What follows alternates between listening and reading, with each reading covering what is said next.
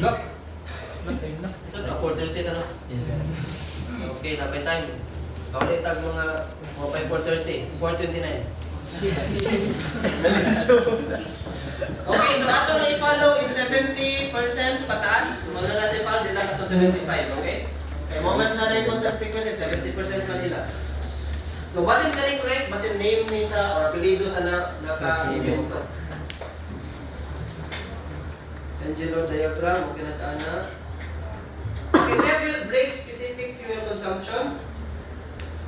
So, ang unit niya is grams per kilowatt hour. Pila daw yung na konsumo nga fuel per kilowatt hour nga na-produce nimo sa makina. So, mo ni siya. And then, ang tawag sa break specific fuel oil consumption in layman's term is the optimum specific fuel consumption. Ang pinaka-best na fuel consumption nimo unsay power nga need sa makina ma-maintain nimo yung optimum nga operation performance. Okay? So, tama na dali. So, natadali speed sa makina nimo and then we have the kilowatts.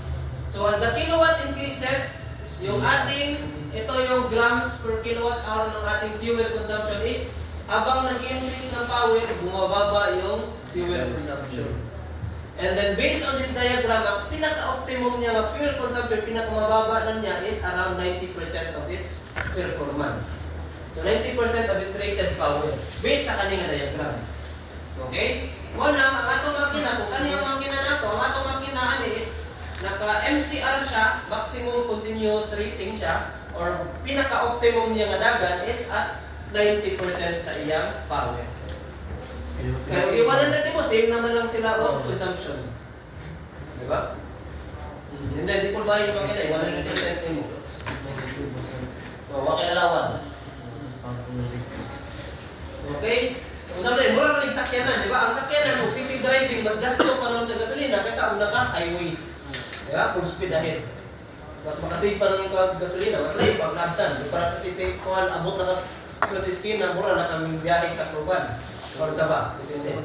Isa yung mga sweet sakyanan niya. Diba? Na? Sakto ba ang Proban? Mas madakan pa nung kadiri sa punong-unong magulo. Sigulong-unong, pero dagan ang makina. Sigulong na po, si traffic. So, mas gasto pa noon kaysa kung kanang tuloy-tuloy lang, kanang sa Wiko, pan ba ka na? Kanang hanas. Bagan. Yung marunong. Yung marunong talaga. Wiko. Mas nga within palupon ra pareha gasto sa gasolina kaysa ni ngadto mig urmo back and forth. Kung naggatod ka sa misis sa bukid ka nang kag may kalsada, munong matug ka sa motor. Damo gasto. Expert. Gasto ba? Expert. Oh, yan, expert. Tama mo siya.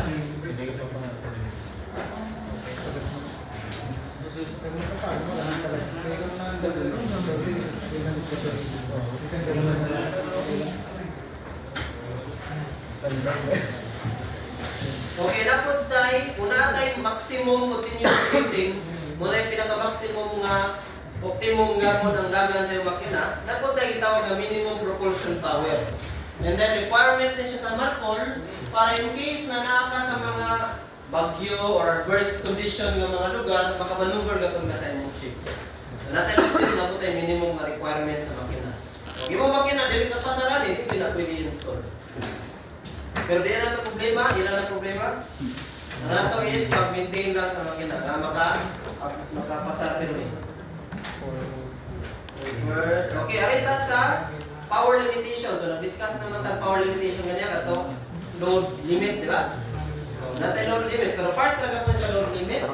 So, mas klaro lang yung name. We have the shaft power limitation system or engine power limitation system. Okay, kaning shaft power limitation system, shaft only tawag na to. Shaft only. Okay, shaft power limiter. Ang sensor na itong gamitin atong i-discuss lately, which is the shaft power meter. Shaft power meter, no? Ganda. Kasi panindot lang baka. Shaft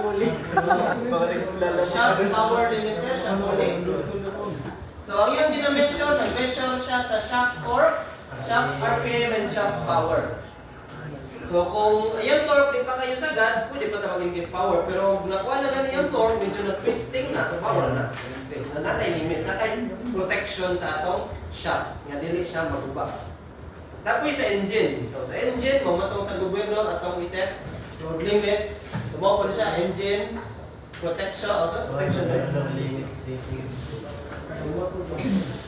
Power deck, engine power limiter or limitation. Okay, so na lang siya yung setting sa atong governor. Butang na to dito ang atong load limit. And then kung abot na niya ang atong load limit, ilock na niya ang fuel. Diha, ginamak sa yung fuel na ihatag sa makina. Pero na pwede na ito i-override basta na may mga emergency. Like for example, gigukon mo pirata. Diba? Yung text ang pirata nga, madakpan mo na mo, lugton mo na ko.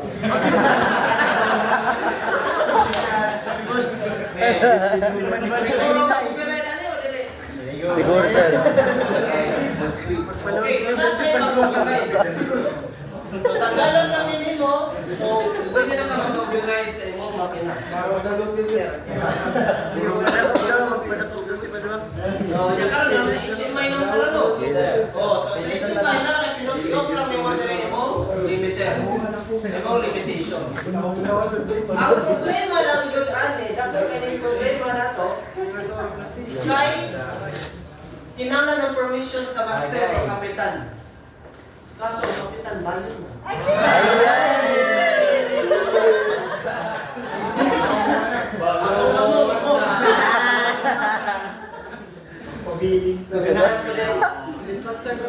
Pinitsya, ginagin dagat.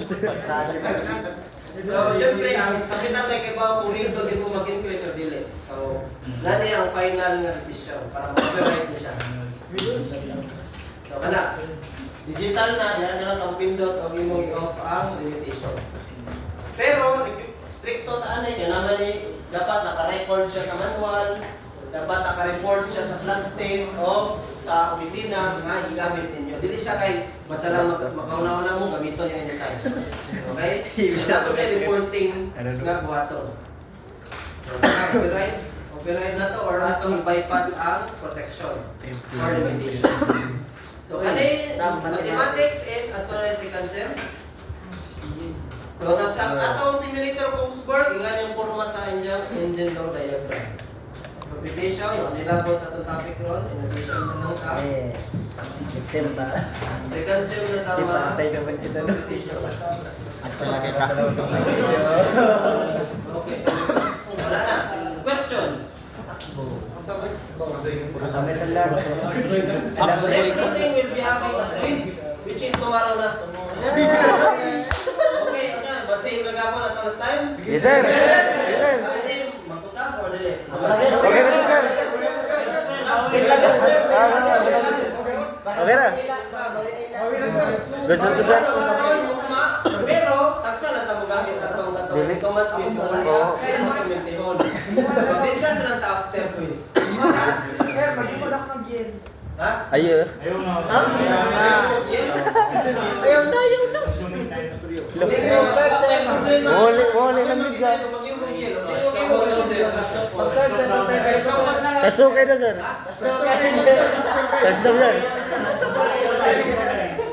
Kasayawan na itong siya puli. Di ba sir, sir, 230. Yes sir. Pwede ka earlier sir, may kuhan. May quiz. Classic, unang section. Ay, may class. So, naguna ninyo yung section, step 7 po. So, muna po isang ganda. Pinang gulong classic. Quiz naman Quiz na sir. Di ba? Ang normal yung section, photo gino 30. So, terminal na tao na. Yes sir. Okay, see you tomorrow. Yes sir.